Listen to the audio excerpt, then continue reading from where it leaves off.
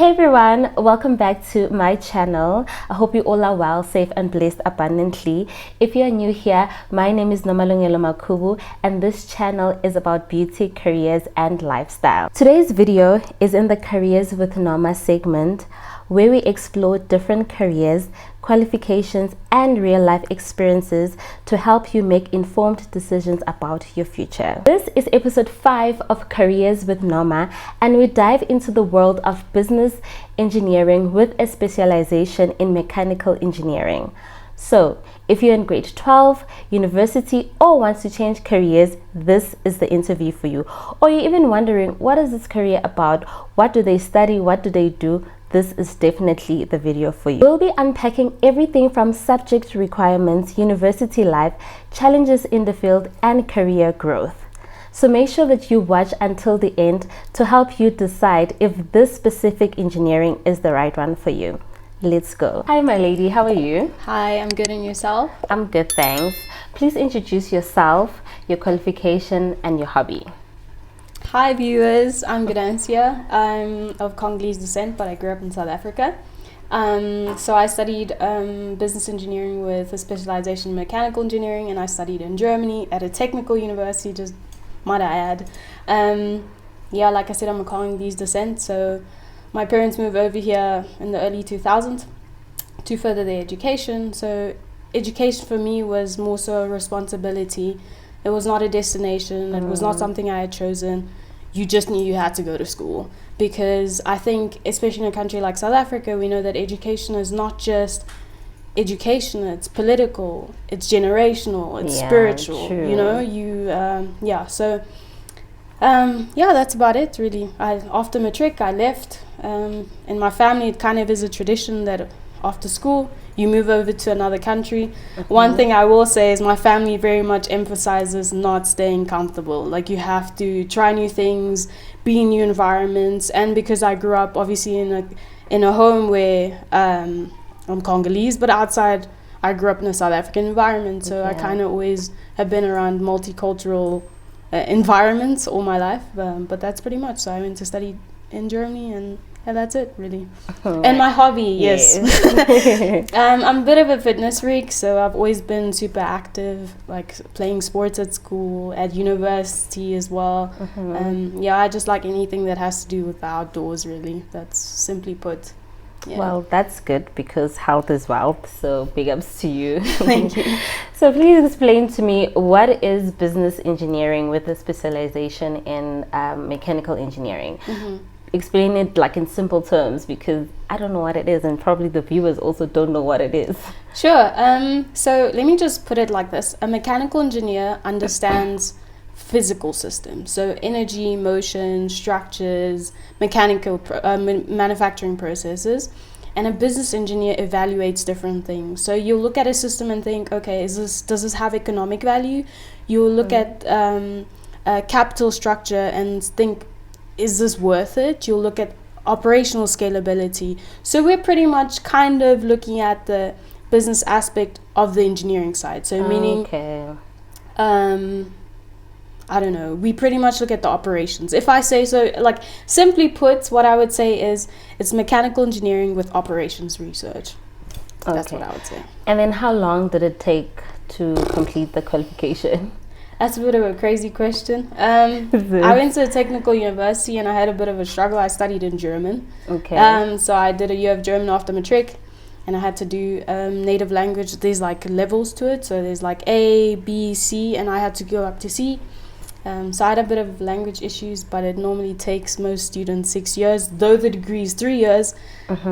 Added on to the fact that I went to a technical university, uni was very, very spicy. I might say that it was very difficult. So it was quite difficult. So you say you studied abroad. Why abroad instead of like SA? Because is there no business? Well, your qualification is not also available in the SA universities? Yeah. Like I mentioned earlier, my parents do have a thing about the tradition of studying abroad, going to a new environment, and just like growing in a new environment and not sticking to what you're familiar with. I think that's the best way growth. comes about, and also where you get to know yourself. So it was kind of not optional. I knew I was going to go study abroad. Yeah, and I was a junior techie for about 3 years. Before that, I was just excelling at school. I was part of the top 10. Like in high school, I was always really good. Academically, I always flourished. But I remember when I was in grade 10 rather, I prayed about where I was going to study, and my dad had always had a dream to go study in Germany. I was like, I'm not doing that.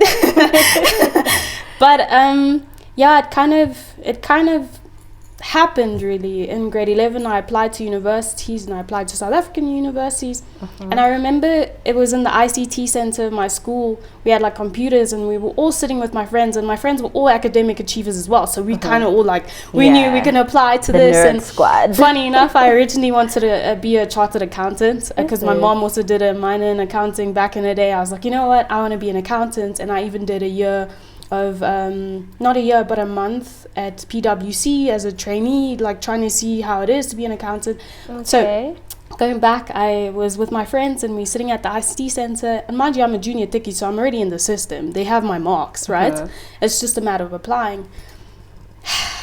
I apply, my application either gets lost, the system doesn't recognize it, says error 404, and so I kind of understood, you know what, this is not meant for me. Like, I'm not meant to study here. And South Africa has amazing universities. And it's not that I didn't want to study here. Life kind of just led that way for me to study abroad. There's no other explanation to it, really. Let's talk about being abroad. So how did the environment like shape your academic growth and your personal growth? Starting from my academic growth, I think everyone experiences this in university. You go from high school to university, major shock, right? You're missing one lecture, you're missing like 2 chapters. So you know what I mean? It's not easy. And let alone, like I said, I think I did have to study in German, so it was a bit of a lot of adapting that I had to do. And I think one of the things that people that struggle with in university are the ones that have excelled at school, because you're so you're so used to being the smartest kid at school, one of the top people, but now you in a room with people that probably did better than you, smarter than you, more articulate than you. Exactly. And for me, it was such a huge shock, because one, I was also the only black person in my whole department. Coming from a multicultural suburb like Centurion, major shock. You know, I'm getting remarks like, oh, you're the first black person I've seen. Stuff like that. So personally, I think it made me a stronger person. It made me more resilient, and it made me understand that there is no shame in not knowing something. Your pride won't get you far. If you don't know something, ask. Even if it's stupid, even if you think, oh, what am I going to look like? People's opinions don't matter, as long as you're able to advance yourself. So personally, I think I grew so much as a person. Academically, well, my confidence went to the floor. But I think because you're in an environment where you're forced to fake it until you make it. Like if I had said to myself, like, look, I'm not doing well, because I struggled. Like, if I'm being quite frank, I struggled. Like, I originally studied actuarial sciences. I did that for 2 years. And what haven't you studied? So I did that for 2 years, and I was struggling. I went to a technical university, and anyone who studied abroad or in Europe knows when you go to a technical university, it's the highest ranked university level. We don't have that in South Africa. I know we do. We have university and colleges or technicals, like whatever. Your DUT, yes. So I went to a technical university, and our exams were oral, right? So you don't go and write. No, you're going to present your exam. So the professors just say 45 minutes, boom, you have your time, and they're just throwing you questions, and you have to answer them. So I struggled quite a bit. So academically, I would say it taught me perseverance. Perseverance, and to have confidence in myself, because if you don't know something, it's not the end of the world. And if you fail, it doesn't mean you can't get up again. I think in life you have to experience failure in order for you to succeed. Okay, so what real problems does a business engineer solve than a pure mechanical engineer might approach differently? That's actually quite an easy question. We live in South Africa, and we have a bit of an energy crisis. So if we were to consider renewable energy sources, what a mechanical engineer would do is ensure system efficiency and structural integrity, whilst a business engineer would look at the operational scalability, the supply chain dependencies, would look at project financial models. So really the financial and operational research aspect of renewable energy. Yeah, that's pretty much it. Simply put, I don't think I want to go into too much technical details. Don't want to confuse anyone. No, I think we do get it. Okay, so what subject should a grade 12 learner take to pursue in this field, and also what skills should they start developing at this moment? Personally, regardless of what you study, I would always recommend someone do math and physics. If pure maths, you mean? Pure maths. Pure maths. Yes. Pure maths. Simply because you develop critical skills. If you look at someone that does math, you can kind of see that the problem solving probably occurs to that person faster than maybe a person that doesn't do math. And it's not to say that if you're not good at math, like, not at all. That has nothing to do with it. But what I recommend is physics and math. And if I were to advise myself, an 18-year-old back then, I would tell myself, take math, take physics, everything else, choose easy subjects that will make your APA score go up. That's what I would say. That's actually quite good. Because some things are complicating your life. Like, I'm going to be so real. Because looking back now, like, did I really use this subject? Exactly. You know, and skills? Skills, very simply put, communication. And what I mean by communication, you have to be able to communicate with an audience that has no technical background and also one that has a technical background. So know both. I would say know how to negotiate. That's very important. Strategic thinking is also very important.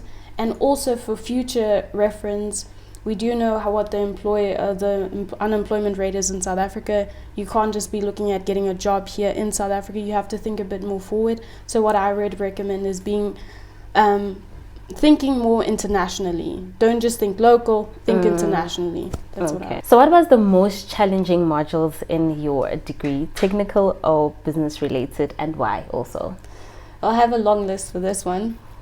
Personally, mechanical engineering really kicked my butt. I would say machine elements, simply because you're learning every little minor element in any sort of machine or physical system. I would say fluid mechanics, just because it's abstract. You've got to think about the possibility of something that you don't even know how it even functions. Like, you're learning about water and physics, and you're thinking, where am I going to use this? So I would say that. And I would also say, personally, technical drawing, just because at some point I was like, bro, we don't need to be drawing engines if the computer can do this. And on the business field, I would say operations research. It's very abstract. You're learning SWADEMs. I don't even know how to say the word in English, because now I only know the German word for it. As algorithmus, just to put it out there, maybe you can translate it. You're learning all these abstract things, and it has also to do with logistics. And I personally never really knew what logistics was until I had it as a module in operational research. So it's kind of showing you the different channels of communication of transport. It's not a very easy subject. Also, strategic management was also a subject I kind of struggled with, because it was kind of like business mixed with philosophy. And it's kind of so subjects where I would say, like, where are we going to use this? Even though they made sense, it was just always kind of asking myself, like, where am I going to use this? Kind of like when you're learning math at school. Where are you going to use this, right?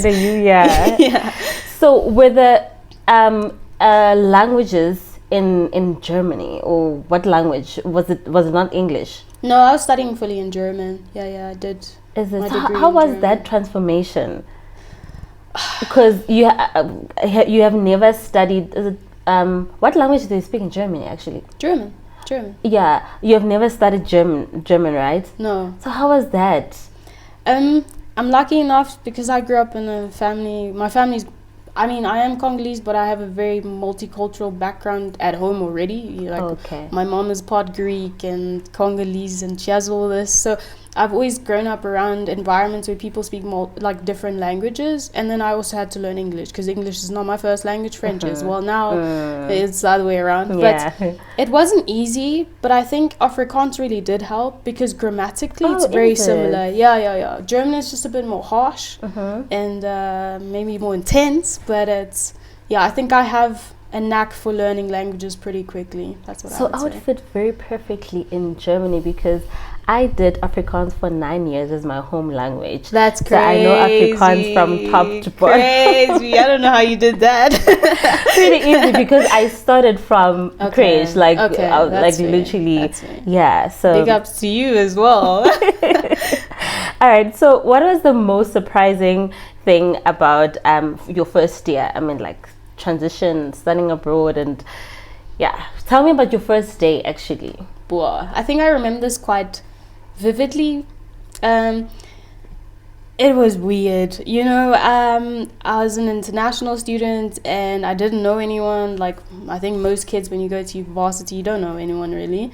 And like I said, I started off in actuarial sciences, and this is no insult to actuaries because I know people probably have more personality here, but where I was, Germany has a culture of like everyone for themselves. You don't really like mix around with people you don't know, so it's very like socially condensed. Like you don't really know, like they don't really branch out, and you know what I mean. It's kind of the culture.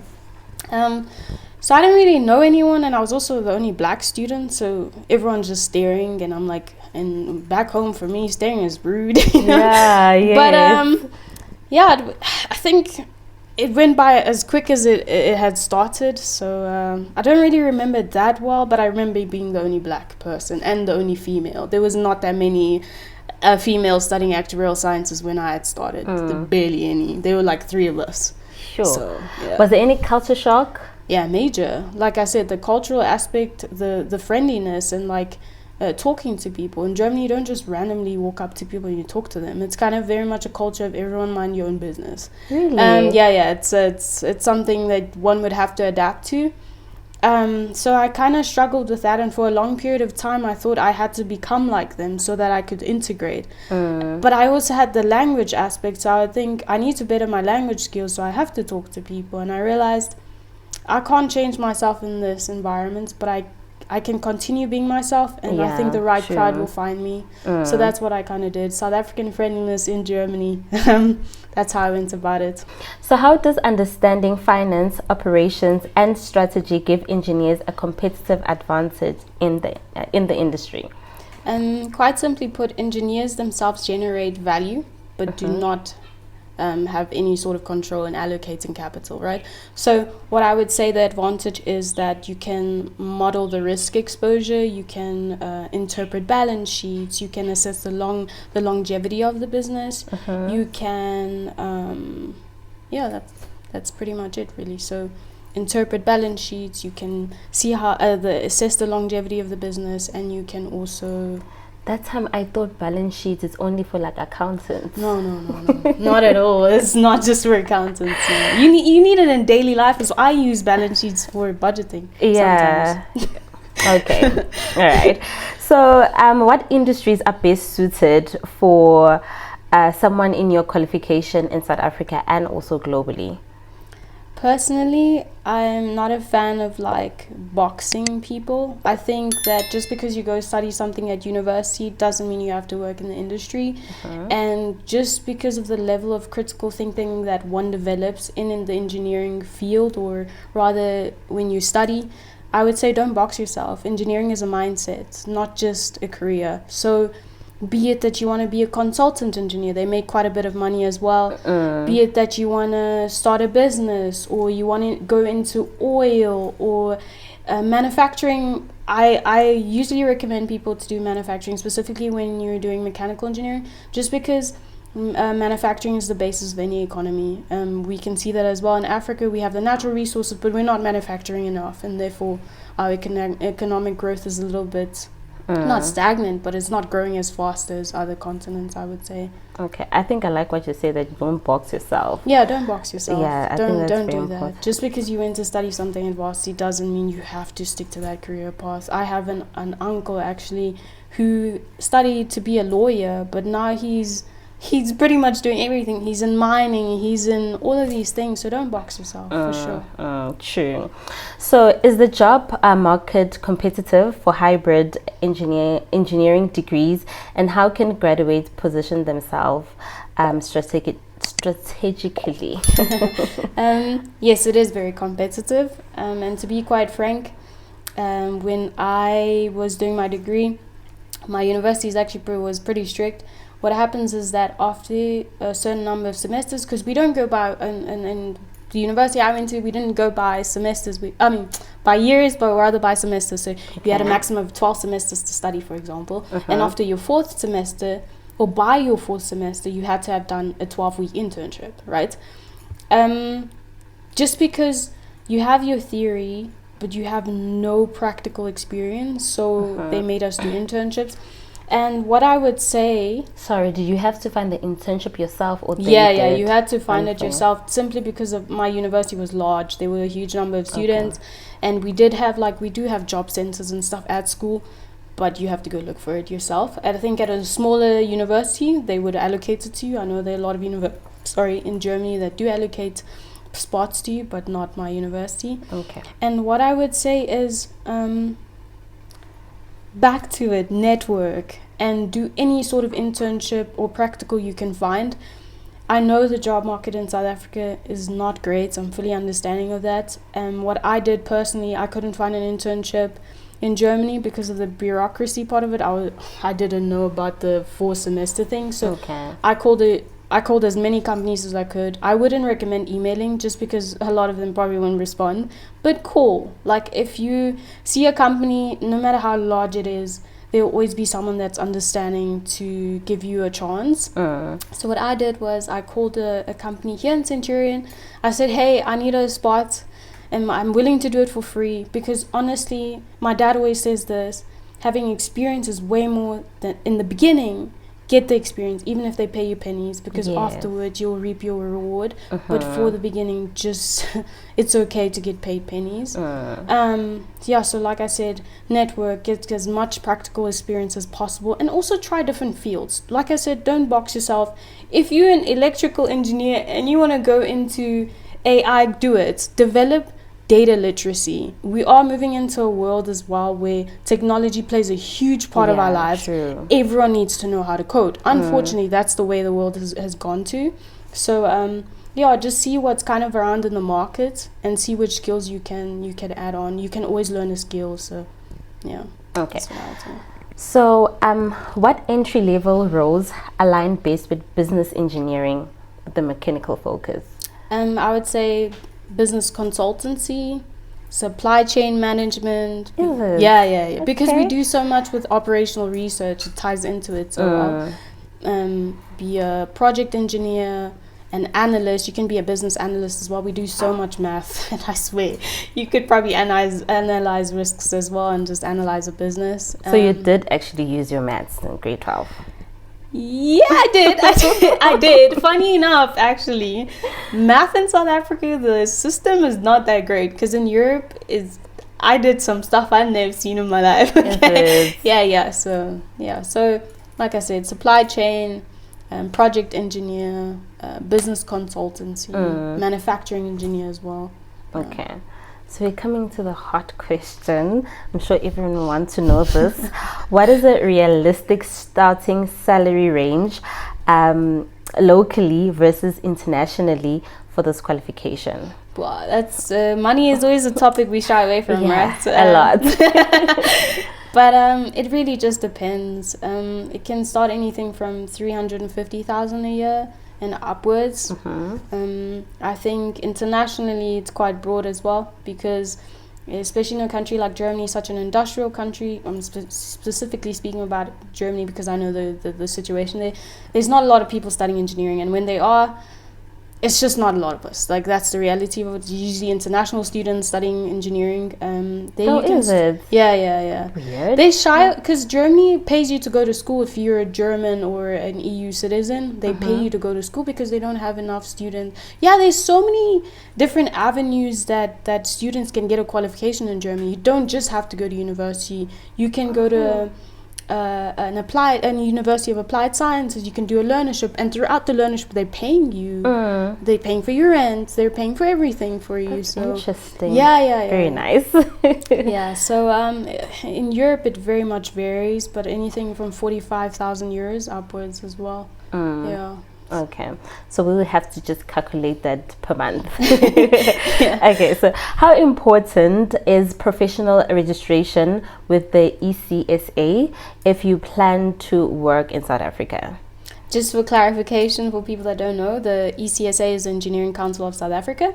I think it's quite simply put, for legal authority, it's very important. For your own credibility, very important. For to get a promotion at your job, you need to be registered at ECSA. It's quite simple, I think, to So when understand. you apply, they would want that registration? I don't necessarily know how it works in South Africa, how you guys registered, because in Germany, as soon as you finish your engineering degree, you're a professional engineer. So you don't have that in No, Germany? we don't have that. No, and especially at a technical university, they would already assume that you know what the hell you're talking about and you know your stuff. Yeah. Okay. I'm asking this because we also governed by myself, HPCSA, and you have to pay every year. Oh, and wow. every year it increases. That's crazy. So, but I'll look it up and I will put it in the description box. So, what is the hardest part of balancing technical expertise with business responsibility in your career?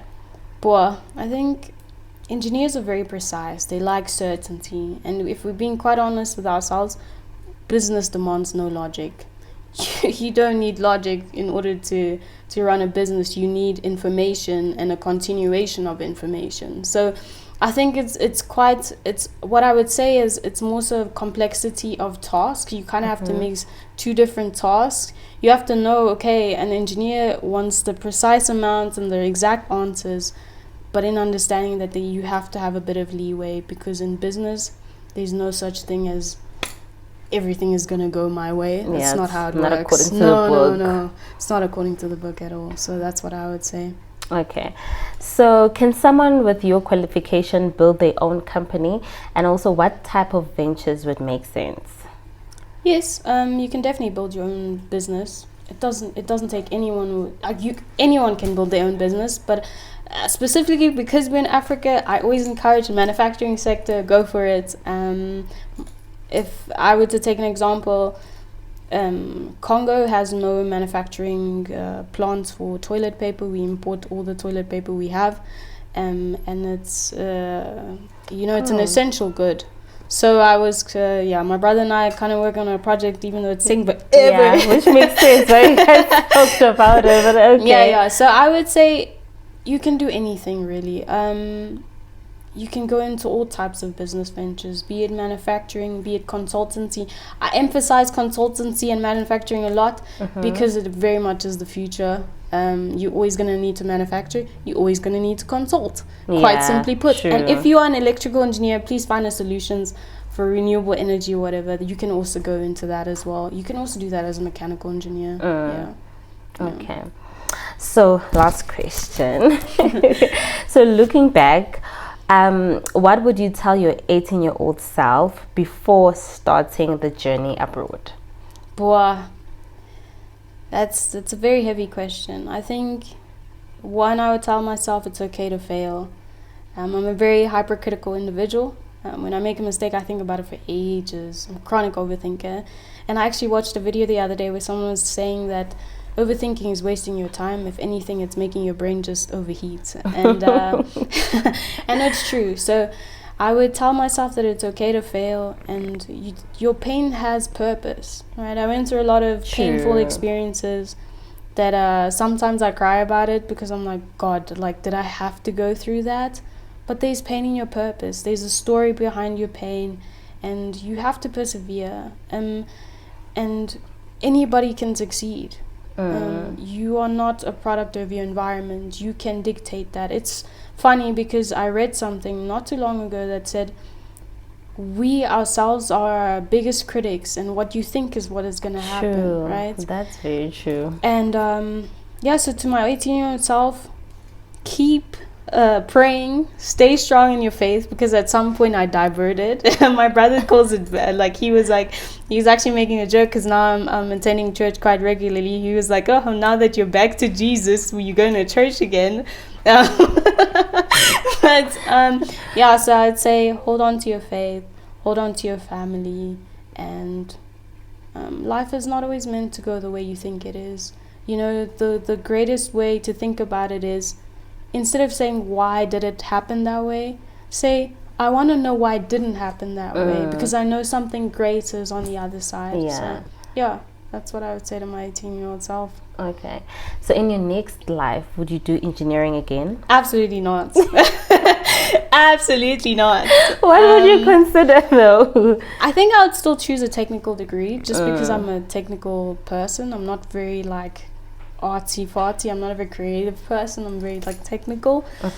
I'd probably do something like, I always wanted to be a doctor. Okay. I wanted to be a lot of things like everyone else. You kind of change when you get older, but I realized I'm too emotional to be a doctor. So okay. I'd probably be I don't know, I think probably an actuary. I always actually wanted to go back to school for it. Maybe I'll be motivated later on in life to go back to school for actuarial science. Yeah, because you still have time, a lot of time. Yeah, well, I don't know about that, but yeah. All right, thank you so much for coming, and thank you for answering our questions. Well, there you have it, buddies. I hope this was clarity to you, and if you do have any extra questions, please put that in the comment section, and we'll be glad to answer these questions. And yeah, I'll see you on my next video. Please don't forget to comment, like, and subscribe. See you on the next episode of Careers with Noma. Bye.